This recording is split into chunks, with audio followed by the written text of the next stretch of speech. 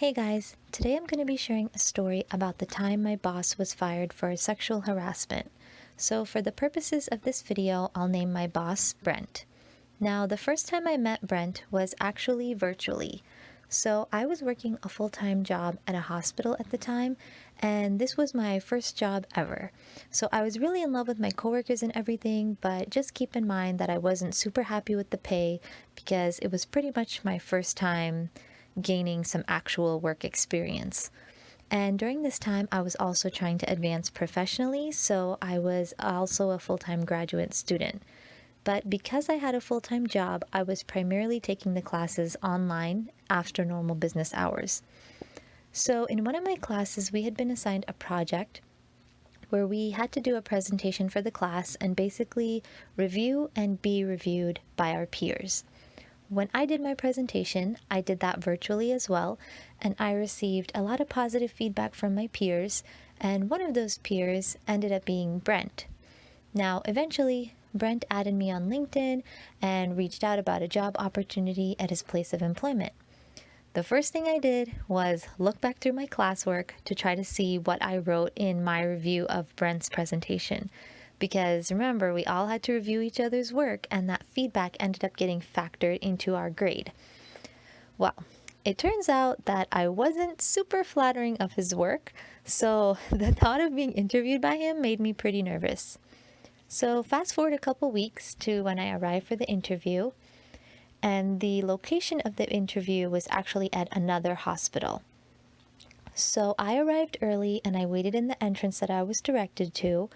But I started to get increasingly nervous as the time was ticking by, and I kept checking and rechecking my interview confirmation email to make sure that I had the day, time, and location right.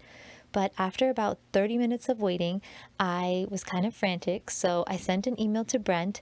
Luckily, he replied very quickly with an apology, and he basically told me that he was sick and pretty much completely forgot about me.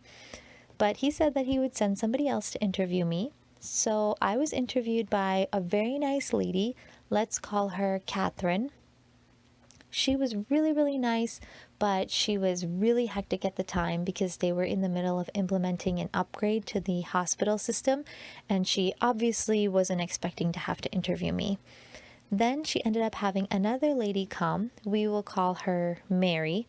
So she came and basically finished up the second half of the interview. And I was so relieved when it was over because I felt like I was just such an inconvenience. But I was kind of hoping that all of the confusion would kind of work in my favor and I would get the job like out of pity or something, like, oh, the poor forgotten candidate, let's give her a chance. But that didn't quite end up happening. What ended up happening was Brent sent me a follow-up email to basically ask me if I was still interested in the position. And I said yes, and he was like, okay, great, but I still have to interview you. So I was immediately disappointed. I'm kind of just like a nervous person, so the idea of going through a third person's round of questions just felt like one more big hurdle that I still had to figure out how to overcome. The only thing that softened the blow for me a little bit was that Brent offered to meet me at a more convenient, less professional location, which just so happens to be one of my favorite places to hang out. That's right, Starbucks. So I get to Starbucks, and this big, tall guy, maybe like 6 foot or so, introduced himself as Brent. I was definitely kind of intimidated by him. But once we started talking, things relaxed and I felt my nerves kind of ease up once I realized I was able to answer some of his questions. Before we wrapped up the interview, he offered to buy me a coffee. Now, I never refuse a warm drink, so we both got coffees that he paid for, and I left happily sipping my vanilla latte and feeling pretty good. Fast forward a day or two, and I received and officially accepted the job offer. Now, to this day, I'll say this job was probably my favorite job that I ever had. I was learning so much, loved all the people that I was working with, and I felt super challenged. I even loved just the drive to work, like the route I had to take. It was just great. And I feel like I learned so much more from having that job than I ever did in school. I felt like I was passionate about what I was doing, and I was taking pride in actually being able to solve issues. I was getting a good reputation at work, and even though I didn't work closely with Brent, I feel that word was kind of getting back to him about some of my achievements, and he actually ended up getting promoted to director. So it was overall just a great feeling to be like on the radar of someone who was so high up in the organization. And eventually, all of my hard work ended up paying off, and I was offered a promotion to be on Catherine's team, who, if you remember from earlier, was actually the first person that filled in to interview me at the last minute. But to be completely honest, I did not enjoy the new position as much as I did the first one. I know, as strange as that sounds, I wasn't really feeling fulfilled or stimulated by the new position. But to me, turning down a promotion didn't even seem like an option. More money, a better title, like who would refuse that? One of the changes that came along with the new position was also a new desk. And my desk ended up being located right outside of Brent's office. So anytime he passed by, we would see each other and chat a bit and be just cordial, nothing major or noteworthy. And then one day, all the members of leadership went on a retreat of some sort to another state. So it was all business as usual, and I was working with Catherine and her team and became close with a few friends in the office, but in particular, there were two other girls.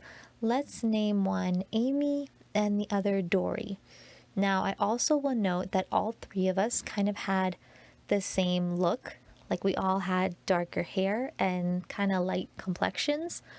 So Dory and I started off on the same team, so we were actually the closest, I would say. And when leadership ended up returning from the retreat, Brent stopped at my desk and he let me know that while he was away, he visited a candy shop when he was in a different state, and he brought me back some candy. And you guys, I'm such a big kid at heart, and I was really thrilled about getting candy. But later, something made that sweet gift seem kind of bitter. My direct supervisor, Catherine, mentioned to me one day as we were walking up a stairway that she kind of jokingly had asked Brent if he missed us while he was away at the retreat. And he only replied saying that he missed me. Now, I didn't know how to take that or why she was even telling me. It seemed super odd, and I think I just replied with, like, oh, really? And just left it at that. Now, over time, I continued to work really hard and take care of as many tasks as I could, and Brent started hinting at a pay raise. Now, by this time in my personal life, I had also started talking to a guy. Just kind of as a side note, it was getting pretty serious.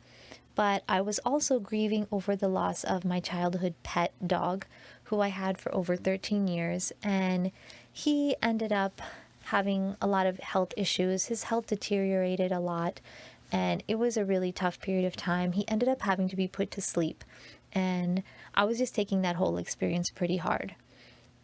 So one day, Brent invited me out to lunch. I remember it was actually my turn to be on call at the time, and I never left the building when I was on call because I like to be able to return to my desk quickly if a doctor or any healthcare worker had an issue with the system. And I even told that to Brent, but he assured me it was fine. He would drive, we wouldn't go too far, and he made it seem like this was kind of a business lunch to talk about my pay raise, so I agreed. He drove to a nearby restaurant, and the conversation started off pretty normal and casual. We were talking about our families. Then Brent started to say some things that seemed a little bit strange. He made a comment about how much his kids would love me if they met me, and I was totally caught off guard by that and didn't know exactly how to respond. I was just thinking, in what circumstance would I ever meet this man's kids? Somehow, the topic of my interview came up during this time as well, and how he basically completely forgot about me when he was out sick. And he did apologize again for that. And I remember I was just saying like, oh yeah, no problem. I love coffee. So Starbucks was a fun like makeup interview location. And Brent says, oh, I hate coffee. And I looked at him kind of confused and I was like, telling him, I was like, but I remember you ordered a coffee that day too. And Brent proceeds to say, oh, I just get coffee when I'm trying to impress people. I don't actually like it. I probably ended up throwing it away. Now, why would he be trying to impress a candidate that he is interviewing for a job by getting a coffee that he doesn't even want? I don't know. But as the conversation progressed, I started to get more and more uncomfortable because he started to try to pry more and more into my personal life. But I felt myself kind of shutting down at this point, and he started asking me about whether I was getting another dog. So I told him that it was such a tough experience that I don't think I could ever get another dog again. And he looked at me in the eyes in just a strange way that gave me chills and said something to the effect of, just because you've been hurt doesn't mean you should be afraid to love again. And something about the way he said it, I just got such a sick feeling in that moment. And I just knew he wasn't talking about a pet anymore. Brent basically ended up telling me that I was smart and that he liked me and that he wanted to see more of me. And at this point, we had finished up our meals and started to walk back to the car. In the parking lot, he made some kind of joke about our height difference and he kind of teasingly pushed me. And I just remember feeling so disgusted by the fact that he touched me, just in combination with some of the things that he was saying over lunch. And I just hated the fact that I had to get back into a car with this man, and my head was kind of swirling and confused, and I wasn't sure how to process everything and how to respond to anything. I was just super relieved when we got back to the office and I could return to my desk. And it was honestly one of the weirdest experiences of my life. There were tiny things that felt inappropriate and so off-putting, but at the same time, there was nothing so obvious that would warrant being reported. It was just this weird gray area, and I couldn't tell if he was trying to get me to be more personal with him before I could advance professionally or what was going on.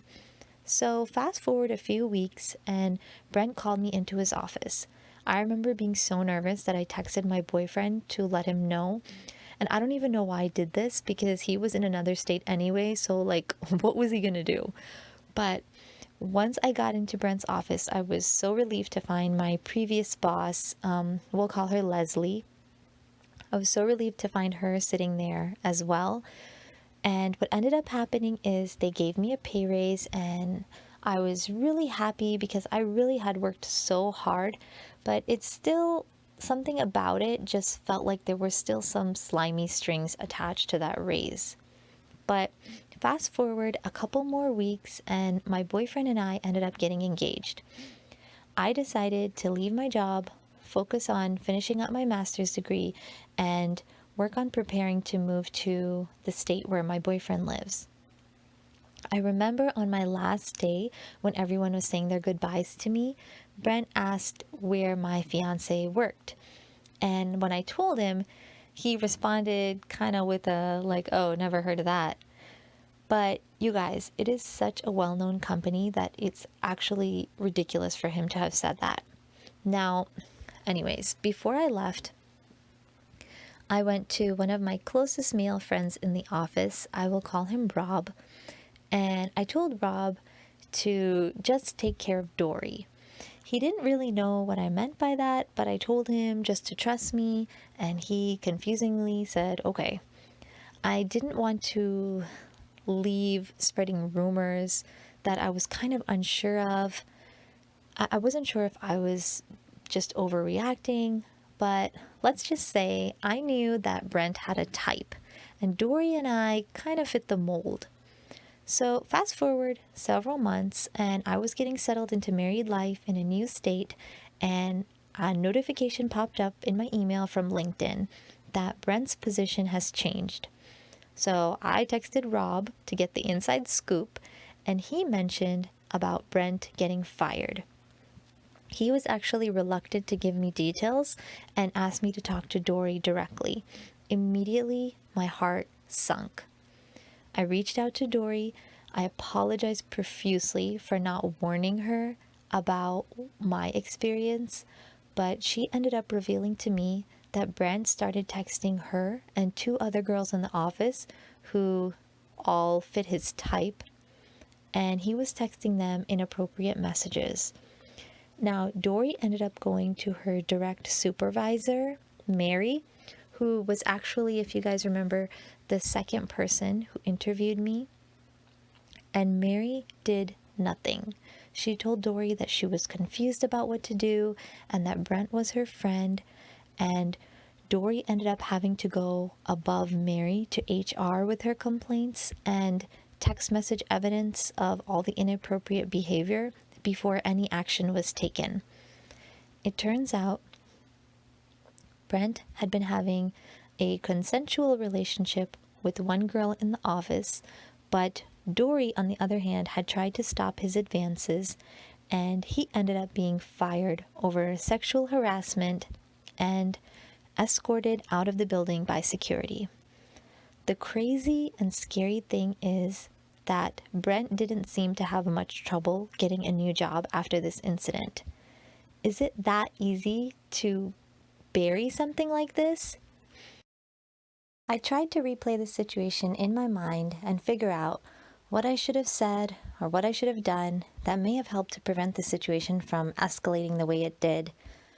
I know they say hindsight is 20/20, but honestly, to this day, I don't really know that there was enough I could have said to issue a formal, solid complaint of any kind. I mean, basically, when it comes down to it, a guy said some things that made me feel uncomfortable at work.